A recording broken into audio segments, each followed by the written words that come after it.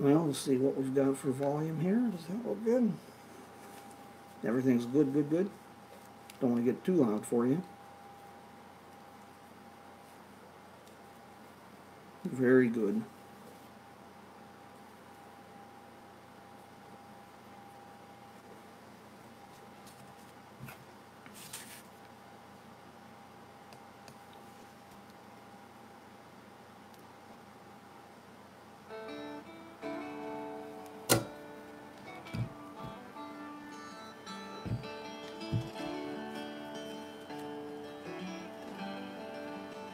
Say hello to a new friend on an old road.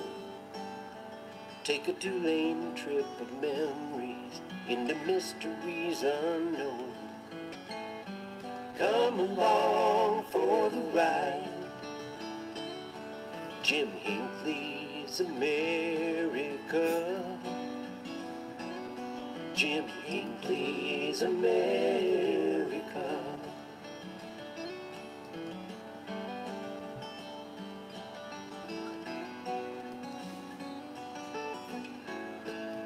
Hey, good morning, everybody. How are we doing today?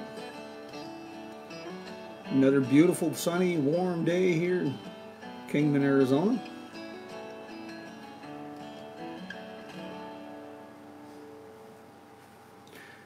And of course, the theme song was from the Road Crew, roadcrew66.com.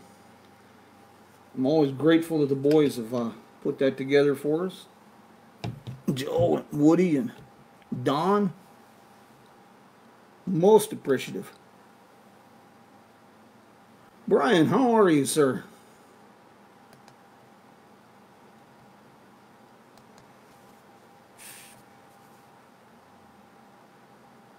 Andy, good morning. Well, I've got the healthy, and wise depends on who you're talking to. Wealthy, well, you know, that's another one we can leave to definition.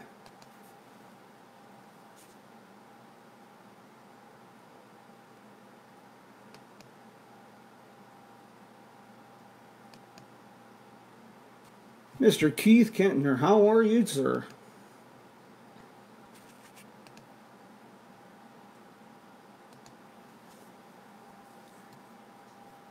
How's everybody doing this beautiful morning? Surviving this really ongoing surreal world that we now call normal?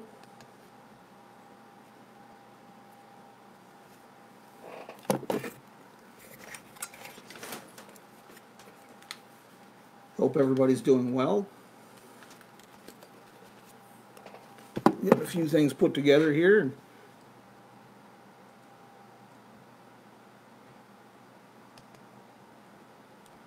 Get this thing fired up and going pretty quick. You know, we're doing okay, as good as can be expected. This is really a strange, strange world that we're in right now, my friends. That's for sure.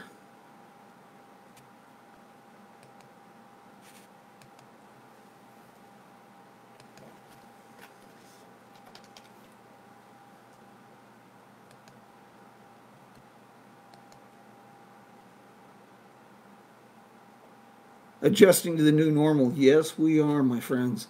That is for sure. I'm not even sure what normal is. I remember, I believe it was Irma Bombeck once mentioned that normal was a setting on the dryer. And, you know, that's a real appropriate way of looking at things. Most definitely. Well, good morning, my friends. I do hope that you and your family are well this morning.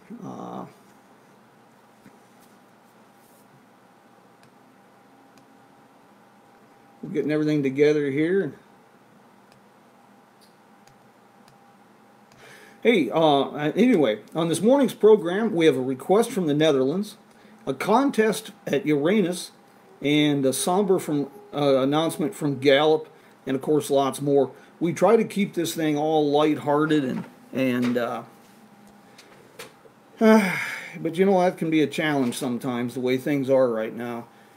So anyway, here we are, and I'm sure glad that you could join us. You know, years ago, during my John Wayne period, I was working on a ranch down along the Members River in southern New Mexico, just north of the Mexican border. And I worked with an old cowboy named Brad. Michelle, how are you? I hope you're feeling better, young lady.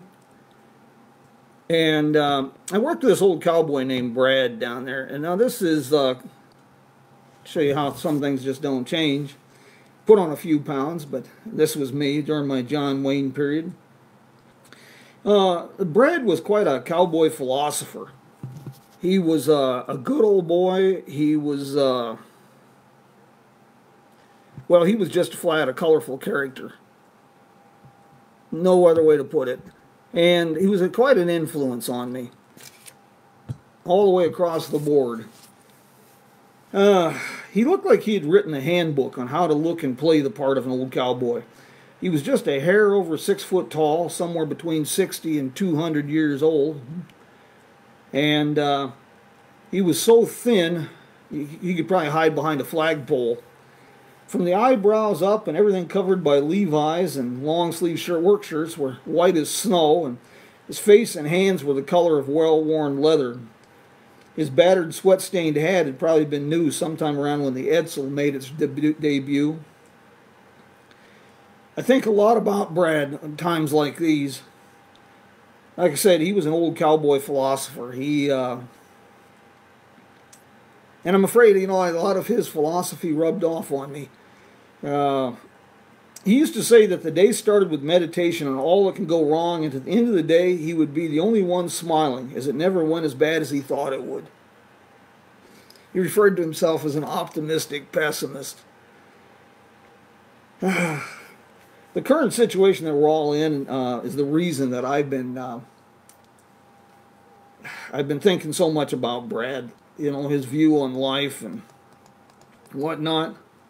He had another great bit of witticism. Wendy, good morning. Linda, how are you? He always had another one of his witticisms was, if you think today is bad, wait until next week when it's worse, and you'll look back on this as the good old days. That seems kind of fitting for today. One of my favorites that I've hung on to for years is, working this hard is a sure death, but it's a slower death than starvation. That one seems kind of appropriate as well. Mr. Kenyout, how are you?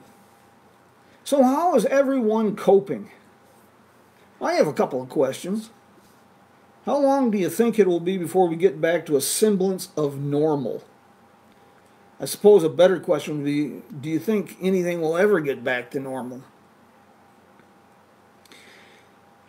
You know, when I was talking about the John Wayne period, I'm writing about that now. I've had people ask me a lot of questions about things, and so I started writing a comedic tale, my autobiography, if you will. I've been providing that as in a serial format, weekly chapters, as crowdfunding on my crowdfunding website. Kind of a darkly comedic tale. But one of the great things that came, besides a lot of memories from my John Wayne period, of course, is I met my dearest friend, and we've ridden a lot of trails, good and bad, together over the last 37 years, and I'm sure grateful for her. It's more so than ever in times like these. It's great to have a partner.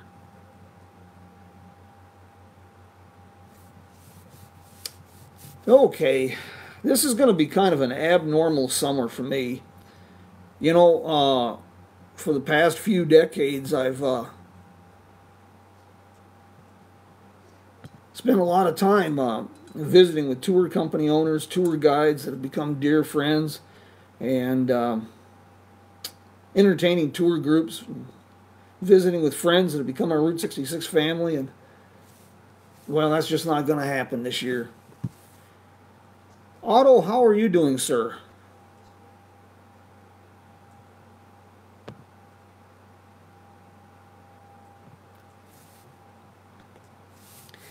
Well, anyway, on a brighter note, I had a great video conference with Richard of Motoring NZ in New Zealand.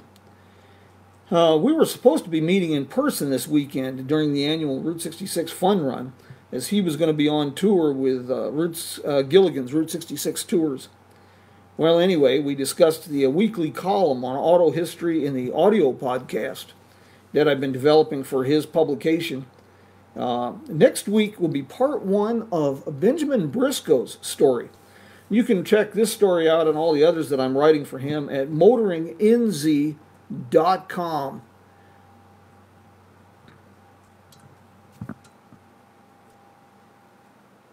Uwe, good afternoon, sir. A bit of a teaser for you. Benjamin Briscoe. Now, he was the fellow that bankrolled David Buick. He was one half of the original Jonathan Maxwell Briscoe Auto Company. And, of course, that went on to become Chrysler in 1925. And he was also the manufacturer of an intriguing automobile that had one headlight molded into the upper radiator shell and laminated papier-mâché body panels. And one of the other things that he had on this car was an advertising campaign that you could buy as a four-cylinder, and if that didn't work for you, you bring it back in 30 days, and he would install a V8 engine. Definitely a unique marketing concept. Quite a fella. And I'll be writing more about him on motoringnz.com, my automotive feature column. And I have a request from Dries Bessels of the Dutch Route 66 Association. He says, "Dear people, I'm working on a new edition of the Dutch travel guide for Route 66. If you have items you want to have added, like a trading post, a restaurant, hotel, or shop, please do let me know. If you provide a photo with it, I'll do my best to add that too. Please send submissions and photos by email to Dries, that's DRIES, at rte66.nl. And he says thank you in advance. Let's see. Louis Keene, the mayor of Uranus, is he's got a bit of a new contest going, and well, Louis always does things in a very big way, in a very unusual way, and let's see here. Let me just read this for you. Louis Keene, he says, a Mother's Day contest, and he has the full details and a video on his website, uranusgeneralstore.com. Here's the gist of it. Quote, play our Pick 5 game and see if they get the mayor's specially packed fudge box. Now, that's a gift every mom will love. How does the game work? Every online fudge order from 12:01 a.m. Central Daylight Time Sunday, April 26, 2020 to 8 a.m. Monday, May 4th, will have a chance to win the opportunity to play our Pick 5 game with a grand prize. The mayor will personally sign and pack one of the boxes of fudge to be sent out on Monday, May 4th. He will hide it in the boxes of fudge to be packed and shipped by our team of fudge packers. No one will know which box it was packed in and to whom it's being shipped. The winner is the person who receives the box the mayor signed. The winner will have to PM us. Let's see here. Where am I at? PM us on Facebook or send us an email to fudgepacker1@uranusgeneralstore.com before 11:59 Central Daylight Time, May 31st.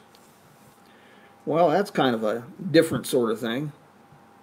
You know, I try to do this on Saturday mornings so we can kind of get away from all of the bad news. And I got a kind of a sad note to share. Before I do that, I want to share this with you. This turned up, and I want to thank Andy Sampson for this. For Route 66 fans, The Arcadia Lodge in Kingman, Arizona, opened in 1939, and it's gone through several different phases.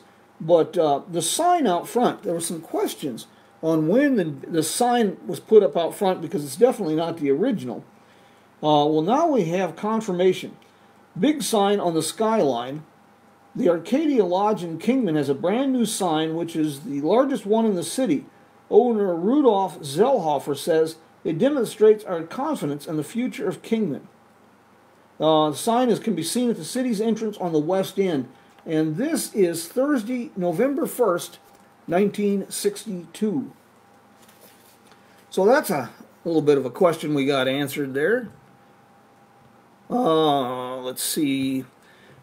Let's get to the bad news and get this out of the way, because COVID-19 has hit our friends up on the Navajo reservation very, very hard. And Gallup is on ground zero right now. This is a portion of a recent announcement the governor has made. The governor has put Gallup on a lockdown. At noon, New Mexico State Police set up checkpoints blocking off the city to keep the outsiders out as the coronavirus continues to skyrocket on the nearby Navajo Nation. This lockdown means entrances and exits in and out of Gallup are blocked off. Unless you have a Gallup address, you're not getting in. People traveling through the state of New Mexico on I-40, they're not going to be allowed into the city, says Lieutenant Mark Sariano of the New Mexico State Patrol. The Department of Transportation has set up 11 checkpoints and roadblocks at all points of entry into Gallup. They will be banned by the New Mexico State Police or the Army National Guard to direct people. Yesterday, the mayor of Gallup sent a letter to the governor asking for the lockdown under the Riot Control Act. The governor quickly responded and agreed. This means all essential businesses must close from 5 p.m. to 8 a.m. and no one is allowed into the city. Travelers heading through New Mexico cannot stop in Gallup for gas, food, or hotel room. This is pretty serious, folks. Wow, that's a pretty heavy-duty thing right there. That's I don't even have words. I'm just shocked by that. You know, I mentioned Motoring NZ. Let me get this up for you. You can find my stuff there at motoringnz.com in answer to your questions.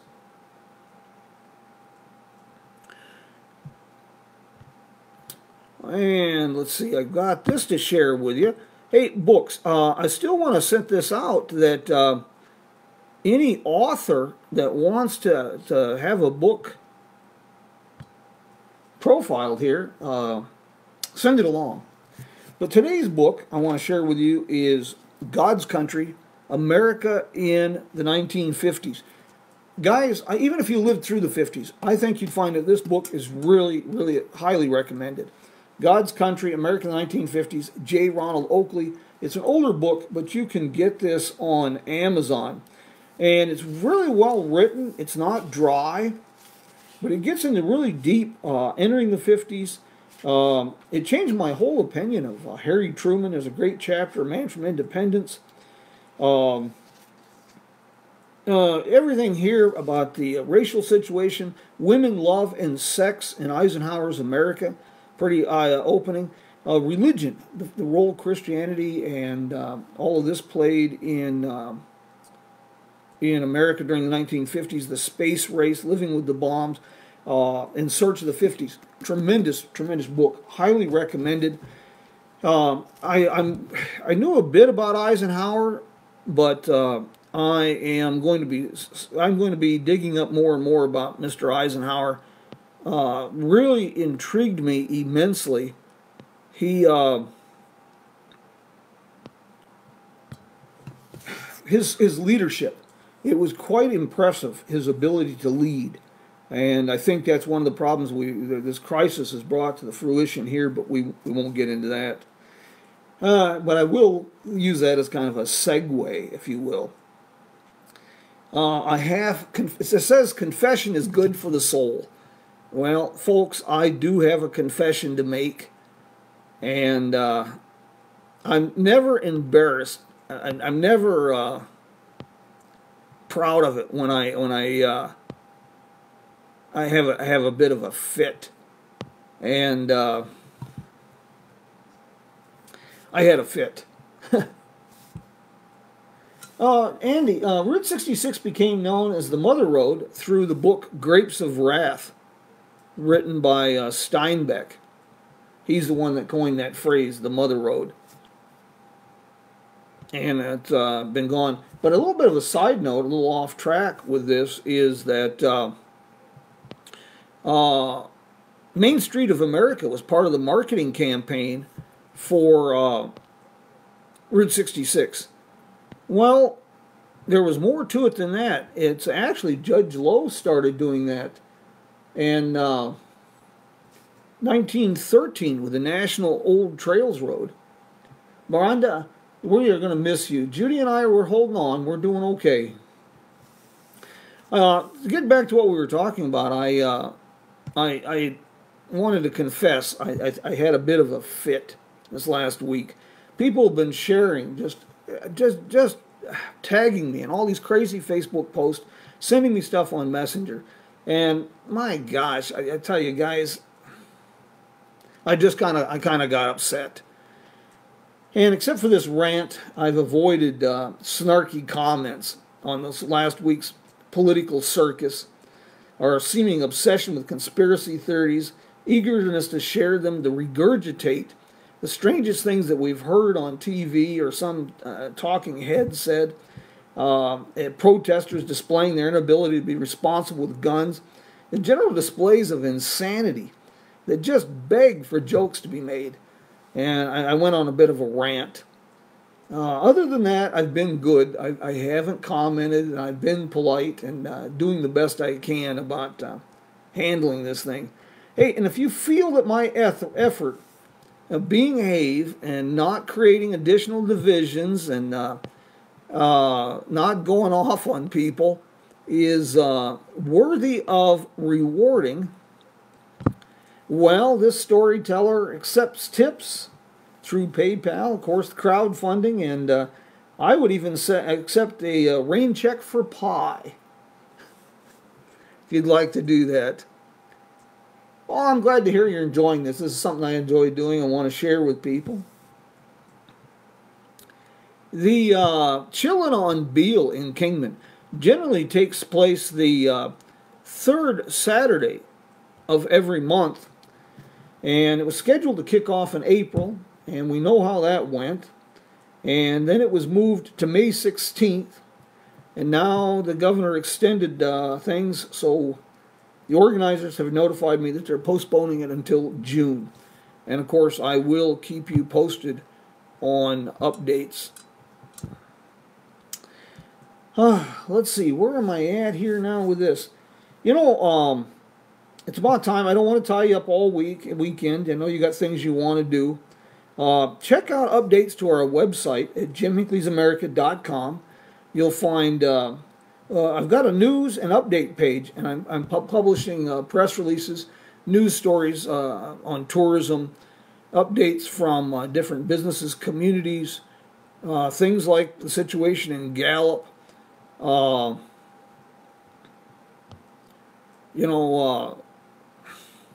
You might check that out on our page. And of course, we have the audio podcast tomorrow morning, 5 Minutes with Jim. And you can find that on our Facebook, on our jimhinckleysamerica.com as well.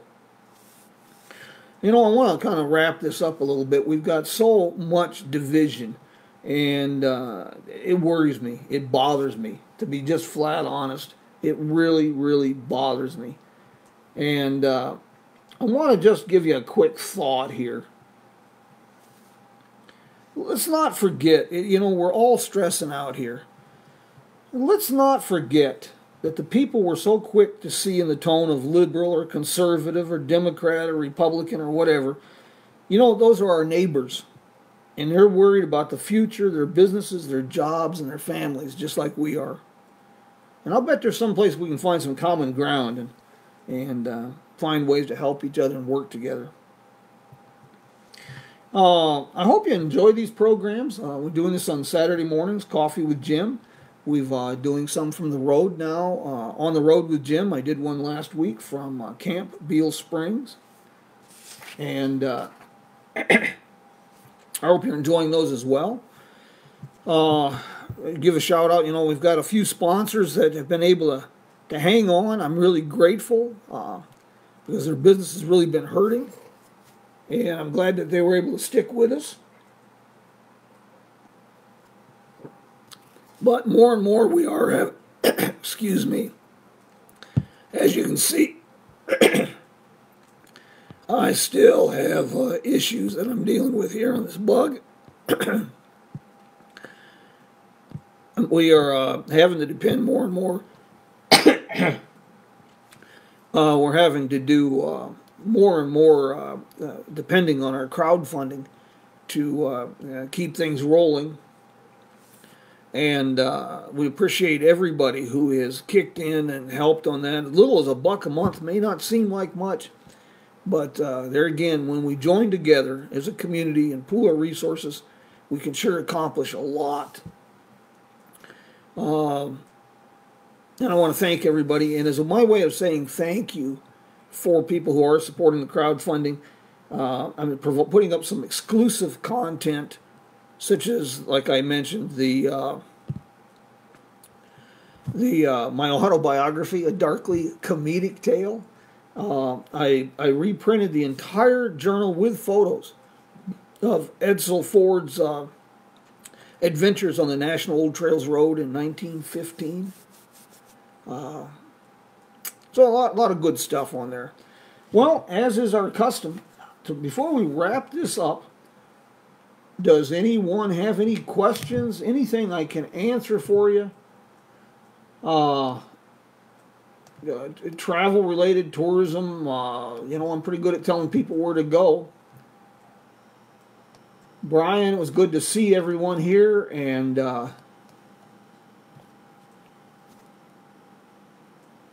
I do hope that everybody can join us this next week, and we'll be doing this again.